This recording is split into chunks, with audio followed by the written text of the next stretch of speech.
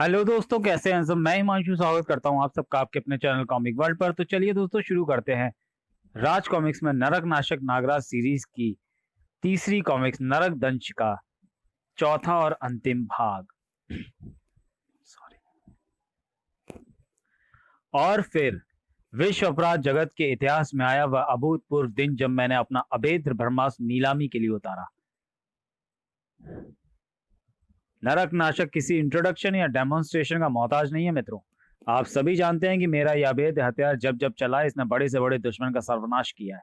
इस संसार में ऐसी कोई शक्ति, ऐसी कोई शय नहीं जो नरक नाशक के सामने टिक सके। और अब यह अभेद ब्रह्मास्त्र हो सकता है आपका, पूरे एक हफ्ते के लिए। जी हाँ दोस्तों, पूरे 7 दिन।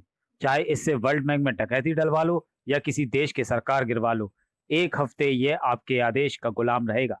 नीलामी की बोली $1 करोड़ से शुरू होगी। वल्लाह, ऐसा मौका शैतान बार बार नहीं देती। हमारा बोली $2 करोड़ होती, $3 करोड़, $5 करोड़, $700 करोड़, हर एक दिन के लिए 100 करोड़। कौन है आप मोहतरमा? The great Sylvia, great gun master Hood की बेटी, जिसे अपने ही बाप को मारकर उसके आपराधिक साम्राज्य पर कब्जा कर लिया। मेरे डैड की इतनी याद आ रही है तो तुम्हें भी उनके पास पहुंचा देती हूँ। जिंग जिंग ओफ। याद रखना, जिसे दुनिया का सबसे बड़ा निशानेबाज कहा जाता था, जिसका निशाना कभी नहीं चुका, वह हुड मेरा निशाना बना था। अगली गोली का निशाना 4 इंच नीचे होगा। सॉरी ग्रेट हुड, क्या आप में से कोई 700 करोड़ से ऊपर बोली लगाना चाहता है? पता नहीं ये सिल्विया की वहां धमाकेदार एंट्री का रुआब था या फिर उसकी लगाई इतनी ऊंची बोली का जलाल। किसी ने भी आगे बोली न लगाई। मैं भी खुश था। 7 दिन में 700 करोड़, किस बाप का कलेजा चौड़ा नहीं होगा भला। Miss Sylvia, grand master Hood की बोली सबसे ऊंची है, इसलिए इन्हें नरक नाशक के प्रयोग का अधिकार दिया जाता है। अपनी गौरवशाली संपत्ति के साथ सिल्विया वहां से कूच कर गई। तुम्हारा बहुत नाम सुना है नरक नाशक। उम्मीद है तुम मुझे निराश नहीं करोगे। तुम्हारी लगाई हुई बोली बता रही है कि तुम्हारे दिमाग में कोई बहुत ही बड़ी प्लानिंग है। निश्चिंत रहो, जो भी तुम चाहती हो नरक नाशक उसे हर हाल में पूरा करेगा। इस बार हम आपकी कथा को अल्प विराम देना चाहेंगे श्रीमान नागमणि। कुछ विशिष्ट मेहमानों के आगमन की सूचना मिली है। संपूर्ण अपराध जगत जोरदार तालियों से स्वागत करे हमारे विशिष्ट मेहमानों का। जादू के दुनिया के शहंशाह Bulgar, Manmohini Mahavinashini miss killer, Africa के जंगलों के बेताज बादशाह ठोडांगा, अरब के तूफान अजगर, जापान के रहनुमा तूफान और जू, और अपराध जगत के सबसे बड़े सिंडिकेट के बादशाह किंग कोबरा। आप सभी के लिए खाने पीने और मनोरंजन का भरपूर इंतजाम किया गया है। आप सब इस मध्यांतर का लुत्फ उठाएं। इसके उपरांत प्रोफेसर नागमणि अपनी कथा का शेष भाग प्रस्तुत करेंगे। नाच गाना और खाना, वाह! यह पापाध्यक्ष को ज्यादा ही रहस्यमय शख्सियत लग रहा है। आखिर यह है कौन और दुनिया भर के महादिग्गजों को इकट्ठा क्यों कर रहा है? यह तो समय ही बताएगा, पर यहाँ मेहमान के तौर पर पेश होने के लिए भी जो अरबों डॉलर्स प्रतिदिन के मिल रहे हैं, वह काबिल तारीफ है।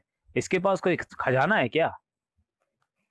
पापाध्यक्ष को लगता है कि मैं नागराज को मारने में कामयाब नहीं होऊंगा, वरना इन सबको यहाँ बुलाने का और क्या उद्देश्य हो सकता है?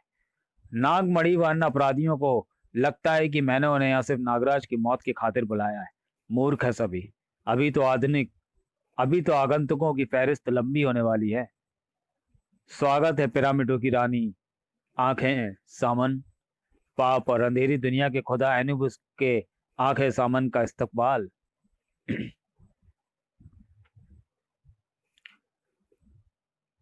हम तुम्हें अपनी अपराध परिषद में अवश्य आमंत्रित करते, परंतु तुम जानती हो हमने तुम्हें यहाँ किसी और वजह से बुलाया है।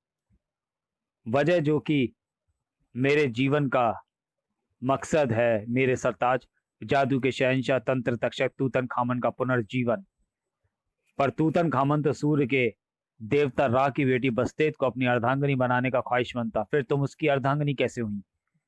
आपकी नजरों से तो कुछ भी नहीं छुपता, मन के विचार भी नहीं, सिर्फ वही विचार जिसमें पाप हो। मैं अंधेरी दुनिया और पाप का खुदा हूं। उन बातों पर मेरा कोई अख्तियार नहीं जो पाप की परिधि में नहीं आती, जैसे कि भावनाएं और प्रेम। मेरा मेरी उद्देश्य पूर्ति तो सिर्फ इसी बात से होती है कि तुम नागराज के हाथों पुनः मृत्यु निंद्रा में लीन हो चुके तूतन खामन को जगा सकती हो। परंतु संसार की सभी मृत आत्माएं तो आपके ही वश में है। फिर भला आपको तूतन को जगाने के लिए मेरी आवश्यकता क्यों है? क्योंकि पाप का देवता भी नियम से बंधा हुआ है। मैं इन नियमों का उल्लंघन नहीं कर सकता। बातें बहुत हो गई पिरामिडों की रानी। अब समय है कार्य को अंजाम देने का और हमारे पुनः अपराध परिषद में लौटने का। हुक्म की तामील होगी अंधेरी दुनिया के खुदा। मैं आपका तात्पर्य नहीं समझा महात्मन। रामायण में जब श्री वीर हनुमान अपनी शक्तियों को भूल बैठे तब जामवंत ने उन्हें उनके असल अस्तित्व का स्मरण कर रहा है। ठीक उसी प्रकार तुम भी अपने अस्तित्व को भूल बैठे हो। भूल बैठा? मैं तो अपने अस्तित्व से पूर्णतः अनभिज्ञ हूँ महात्मन। मेरे अस्तित्व से जुड़े सवाल ही मेरे सबसे बड़े शत्रु बन गए। कौन हूं मैं? क्या है मेरा अस्तित्व? क्या मैं एक नाग हूं या फिर मानव हूं? मैं खुद को ही नहीं जानता महात्मन, तो फिर खुद को भूलने का प्रश्न ही कैसे उठता है? यह शरीर नश्वर है वत्स, किंतु आत्मा अजर और अमर है। जब वीर पुरुषों की आत्माएं उनके पुराने शरीर त्याग कर नए शरीर धारण करती है तो उनके पुनर्जन्म की स्मृतियां लोप हो जाती है। तुम भी अपने अस्तित्व, अपने उद्देश्य को भूल गए हो नागराज। Nagmani island now. क्या आप जानते हैं मेरे अस्तित्व के बारे में? अपने अस्तित्व की तलाश तुम्हें स्वयं करनी होगी नागराज। हम सिर्फ तुम्हारा मार्ग प्रशस्त कर सकते हैं। तुम्हारे इस अस्तित्व अन्वेषण का आरंभ इस शिवलिंग के साथ करके। संसार में सिर्फ एक ही मंदिर ऐसा है जहां यह शिवलिंग स्थापित हो सकता है। तलाशो उसे। अगर उस स्थान तक, उस मंदिर तक पहुंच गए तो अपने अस्तित्व तक भी पहुंच जाओगे। हमारा आशीर्वाद तुम्हारे साथ है। अब तुम यहाँ से प्रस्थान कर सकते हो वत्स। ठहरिए महात्मन, मुझे ऐसे अथाह प्रश्नों के मजदार में छोड़कर मत जाइए। इस मजदार से तुम्हें निकालने के लिए हम तुम्हें सारथी भी सौंप रहे हैं नागराज, हमारी सहायिका नागतंत्रिका नगीना। चिंतित मत हो नागराज, तुम्हारे अस्तित्व तक पहुंचने के लिए तुम जितने बेताब हो मैं भी उतनी ही उत्सुक हूँ। अपने इस अस्तित्व अन्वेषण का आरंभ कहाँ से करना चाहोगे? कठिन प्रश्न नगीना।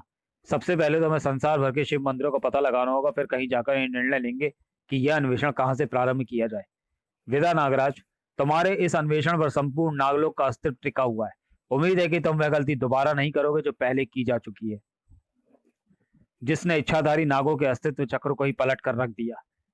परेती दादा, चरस भाई और उसकी चरस टोली आ रही है। राजनगर नाव। बीड़ी पे के नक्कड़ पे वेट तेरा किया रे, खाली पीली 18 पैग दारू भी तो पिया रे। यह किस नशेड़ी की मोटाई है जो बीच सड़क पर चरस भाई का रास्ता रोके खड़ा है? अबे सिर्फ रोके का खड़ा है, वह तो गाड़ियों के सामने दारू की बोतलें तोड़ रहा है। देख क्या रहे हो नामरादो, तुम्हारी बहन की मेहंदी चल रही है क्या? बिछा दो कमबख्त को मंगते की झोली के माफिक। मारो को थाए थाए सिंह। अद्धा पौआ पिया बहुत, सट्टा भी तो लिया बहुत, अब करूंगा तुम्हारे साथ। यह कमकर नशेड़ी इस कदर नशे में झूम रहा है कि एक भी गोली से नहीं लग रही। गंदी बात, गंदी गंदी गंदी बात। जय हो परेती दादा की। गंदी बात बेकार करके शहर की सारी गंदगी साफ कर दी इसने। नशे के जिन सौदागरों पर पुलिस भी हाथ डालने से कांपती है, वो परेती दादा को की मार से कांपते हैं। गट गट गट। नशा बहुत बुरी चीज है, देश की युवा पीढ़ी को खोखला कर देती है। इसलिए परेती दादा ने यह बीड़ा उठाया है कि यंग जनरेशन तक नशा अपन पहुंचने ही नहीं देगा, सब खुद ही घटक जाएगा। तुझ पर जरा भी तरस नहीं खाएगा चरस भाई। तेरा नाम तो बड़ा नशीला है रे चरस भाई, और काम तेरा जहरीला है, पर तुझसे बड़े बड़े जहरीले इस दुनिया में मौजूद है चरस की पुड़िया। उफ, ये कैसी जकड़ है तेरी? मेरा दम घुट रहा है, भगवान के लिए छोड़ दे मुझे। तेरी इस चरारी चरस का सुट्टा परेती दादा सुड़क लेगा। भाग ले शहर से और जिंदगी में दोबारा टेलकम पाउडर भी मत देखियो, वरना अपनी जगड़ से तेरी लाश ही निकलेगी। तुम इंसान का वेश में फरिश्ता है भाई। वो तुम इंसान का वेश में फरिश्ता है माई सन। तुम नहीं होता तो इस शहर का नौजवान नशे से खोखला हो गया होता। अपन को फरिश्ता बोलकर क्यों गॉड को एंग्री कर रही लिया आंटी? अपन को तो तुम सबके जैसा ह्यूमन ही ठीक है। हुर्रे अपना हीरो परेती दादा। Ring ring ring. परेती दादा जिंदाबाद, परेती दादा जिंदाबाद। अरे वॉल्यूम लो करो बिड़ू लोग, अपन को कोई याद करेला। हेलो। ओह, तुम सारा नशा खलास कर दिया अपन का। ठीक है, अपन फौरन पहुंच रेला है। समवेयर नियर इंडो पाक बॉर्डर नाउ। रास्ता छोड़ काफिर की औलाद, तू अकेला है और हम 100। तुझे इस बर्फ में इतना गहरा दफन करेंगे कि 100 साल बाद भी तेरे जीवाश्म नहीं मिलेंगे। ओए, नलके की टोटियों, सुअरों की फितरत होती है झुंड में चलने की। मेरे शेर तो अकेला ही आता है। इस पंजाबी पुत्र नाग सिंह की रगों में दौड़ते लहू में वतन परिस्थिति का वो लावा दौड़ रहा है जो इस बर्फ को भी पिघला देगा और तुम्हारी आतंकवादी की चर्बी को भी। -15 डिग्री के तापमान में भी वर्दी खोलकर सीना ताने खड़ा है। यह तो बॉर्डर के सनी देओल का भी पाप लगता है। मैं तो कहता हूँ मूसा भाई वापस लाहौर का रास्ता पकड़ लेते हैं। लाहौर का रुख अब दिल्ली पर हरा झंडा लहराने के बाद ही करेंगे। यलगार जब बोले सोनिहाल, सत श्री अकाल। तुम्हारा नापाक बारूदी हिंदुस्तानी वर्दी को गंदा ना करे इसलिए वर्दी उतार दी है मैंने। और तुम खिड़की के कुंडों के लिए हिंदुस्तानी बारूद भी बर्बाद नहीं करेगा नाग सिंह। ये हाथ ही काफी है। भाग था भाग। अल्लाह खुजली वाले कुत्ते के कान में पड़े पिस्सू। तेरे बाके जवान तो निपट गए। हुड़दस टाडे नाल की हो। छोड़ दे मालिक। मैंने सुना है हिंदुस्तानियों के दिल बहुत बड़े होते हैं। क्या बक रहा है खाली कड़ाई के करछे। तेरे मुल्क वाले तो कहते हैं कि हमारे दिल बहुत छोटे होते हैं। ला जरा तेरे शेर दिल का साइज देखूं। लानत, हमारे यहाँ तो चूहों के दिल से बड़े होते हैं। ओए, यह हवा के साथ क्या उड़ा जा रहा है? कागज का बना जहाज। ये किसने यहाँ छोड़ा? यह जहाज मेरे लिए ही छोड़ा गया है। ये तो संदेश है मेरे लिए। हरिद्वार नाव। मनुष्य संसार को यहाँ की प्रत्येक वस्तु को अपनी निजी संपदा समझता है, परंतु सत्य तो यह है कि मनुष्य स्वयं इस संसार की, इस प्रकृति की, इस सृष्टि की संपदा है जिसे सींचने और संवारने के लिए प्रकृति ने अपनी बहुमूल्य धरोहर बहुतायत में लुटाई है। हमारा प्राचीन आयुर्वेद इसी धरोहर को संचित कर आप तक पहुंचाता है। देव बाबा फार्मेसी की आयुर्वेदिक औषधियां जरूरतमंदों के लिए निशुल्क उपलब्ध हैं। आप धन्य हैं देव बाबा। मुझ गरीब विधवा के पास अपने इकलौते बेटे का महंगा इलाज कराने के पैसे नहीं थे। यदि इसने आपकी निशुल्क आयुर्वेदिक औषधियों का सेवन सही समय पर ना शुरू किया होता तो मेरे जीने का सहारा मुझसे छिन जाता। जीवन और मृत्यु तो ऊपर वाले के हाथ में है देवी। हम तो सिर्फ अपना कर्तव्य कर रहे हैं। हमारे सन्यासी बंधु हिमालय से अत्यंत दुर्लभ जड़ी बूटियां संग्रहित करके लौटे हैं देव बाबा। अति उत्तम। आप सभी अधिक से अधिक औषधियां निर्माण की व्यवस्था करें ताकि केवल देश के ही नहीं संसार के जरूरतमंदों तक ये औषधियां पहुंचाई जा सके। ओह, ये क्या है? ओह, अत्यंत आवश्यक कारणवश हम कुछ समय के लिए समाधि में जा रहे हैं। आश्रम का कारोबार आप सब हमारी अनुपस्थिति में यथावत देखेंगे। Mumbai now action. तो कहा था लड़की को छोड़ दे, क्योंकि एक बार मेरी खोपड़ी सटक गई तो तुम्हारी हवा सटक जाएगी। कट। एक्सीलेंट शॉट अरमान खान। सुपरस्टार अरमान खान का तो हर शॉट ही एक्सीलेंट होता है डायरेक्टर साहब। जब तक तुम अगले शॉट की तैयारी करोगे मैं अपनी वैनिटी में वर्कआउट करता हूँ। एक्शन शॉट है, मसल्स परफेक्ट दिखने चाहिए। रास्ता छोड़ बिड़ू, वरना अपुन ने शूटिंग स्टार्ट कर दी तो अपुन की जगह बारूद घुसेगी तेरी खोपड़ी में। क्या? अरे कहाँ घुसे आ रहे हो तुम लोग शूटिंग पे? क्या रे डायरेक्टर, तूने भाई को हफ्ता भेजने से मना किए। मना काय को किया है? तेरी को जानकारी नहीं क्या?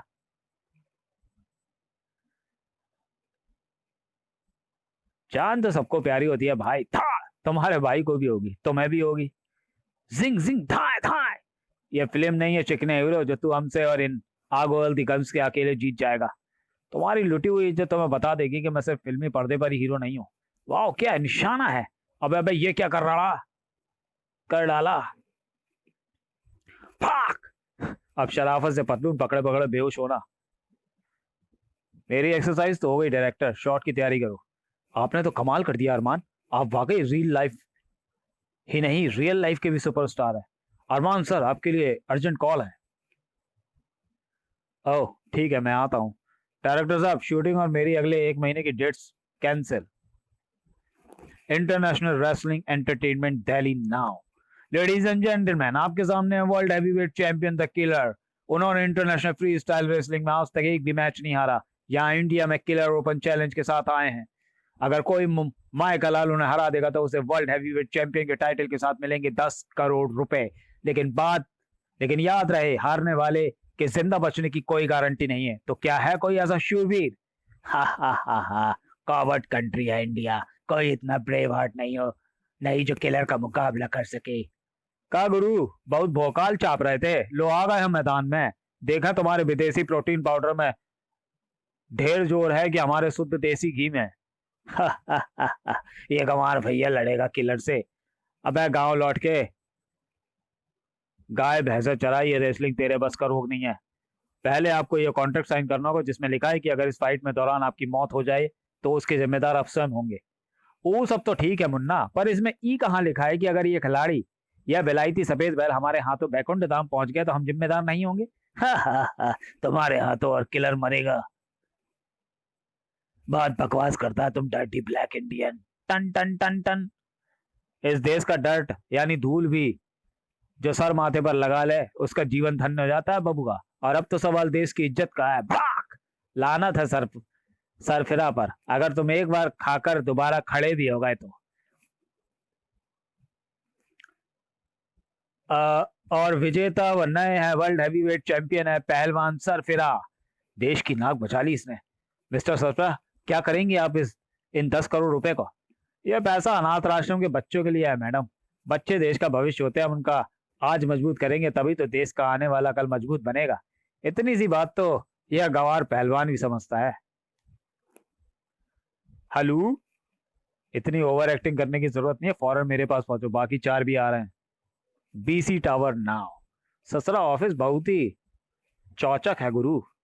चुप कर चर्सी, वरना हिट। यहाँ तो जरूर विलायती पीने को मिलेगी बाप। चुप कर चर्सी, वरना 64 दांत तोड़ देना मैंने। इसके मुंह में केवल 32 ही दांत है वत्स। और मुझे पता है जूते के फीते कि तू बीच में अपनी लंबी दाढ़ी जरूर घुसाएगा, इसलिए मैंने तेरे भी 32 दांत ही गिन लिए थे। इंसानों की तरह पेश आओ तुम लोग, क्लास मैंगो पीपल। ससुरा अभी तुम्हारे क्लास को गिलास में भरकर पीपल के पेड़ पर टांगते हैं। दूरट पहलवान, तेरे शरीर से देसी घी की बदबू आ रही है। हम तुम्हें ऐसा बूटी चूर देंगे जो कि तुम्हारे दिमाग की गर्मी को ठंडा करेगा। अब मैं तेरी दाढ़ी नाल बूटी कूट देवांगा। बंद करो ये तमाशा। तुम्हें या मैंने ये तमाशा करने के लिए नहीं बुलाया है। अपने आपसी झगड़े बंद करो, तुम्हारी शक्तियों को एकजुट करने का समय आ गया है। Madam Bharti, to be continued in Narak Aahuti. तो चलिए दोस्तों, वीडियो को यहीं समाप्त करते हैं और मिलते हैं नरक नाशक नागराज सीरीज की चौथी और अंतिम कॉमिक्स। अंतिम तो नहीं कहेंगे, चौथी कॉमिक्स नरक आहुति में। तब तक के लिए धन्यवाद।